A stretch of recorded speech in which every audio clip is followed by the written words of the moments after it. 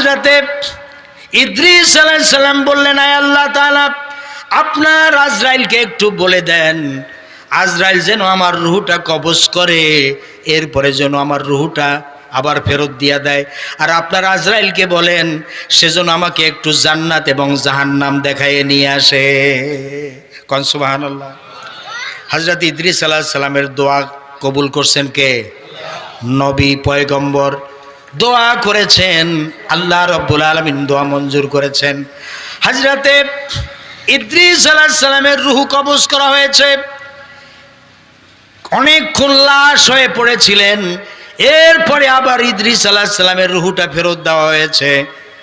ইদ্রিস আলাইহিস সালাম বসে বসে কাঁদতেছিলেন, কোনো জবাব দিচ্ছেন না।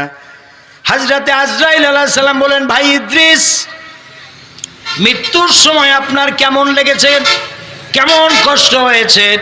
ইদ্রিস নবী কোনো জবাব দিচ্ছেন না, শুধু কাঁদতেছেন আর কাঁদতেছেন, কাঁদতেছেন আর কাঁদতেছেন। অনেকক্ষণ কান্নাকাটি করে এরপরে বললেন, ভাই আজরাইল, আল্লাহর কাছ থেকে আমি পাস করাইছি, আমাকে একটু জান্নাত আর জাহান্নাম দেখাও। হযরত ইদ্রিস আলাইহিস সালামকে জাহান্নাম দেখানোর জন্য নিয়ে গেছে। জাহান্নাম দেখানো হয়ে গেছে, এরপরে জান্নাতের বাউন্ডারির ভিতরে প্রবেশ করানো হয়েছে। হযরত ইদ্রিস পয়গম্বর জান্নাতের বাউন্ডারির ভিতরে প্রবেশ করানোর পরে অনেকক্ষণ হয়ে গেছে, কিন্তু তিনি আর বের হচ্ছেন না। কি হচ্ছেন না? আর বের হচ্ছেন না, জান্নাতের বাউন্ডারির ভিতর থেকে আর বের হচ্ছেন না। হযরত আজরাইল আলাইহিস সালাম বিপদে পড়ে গেছে, বলে, ভাই ইদ্রিস, তাড়াতাড়ি আসেন, আপনাকে এখন দুনিয়া নিয়ে যাব, আপনার বাড়িতে পৌঁছাই দেব, আসেন, তাড়াতাড়ি আসেন, বেরিয়ে আসেন। এখন ইদ্রিস নবী আর বের হয় না, বলতেছে, ভাই আজরাইল, আপনি ডিস্টার্ব করেন না, আমি জান্নাতের ভিতরে ঢুকছি, আপনি যান। কয়, আপনার সাথে কি ওয়াদা ছিল, আপনি আমার সাথে আবার যাবেন, তাইলে এখন চলেন। ইদ্রিস নবী বলে যে, ভাই আজরাইল, আমি আর যাব না। কয়, আরে কেমন কথা, আপনাকে জান্নাত জাহান্নাম দেখাইছি, এরপরে জান্নাত দেখবেন, আবার চলে যাবেন, তা আপনি এখন যাবেন না কেন?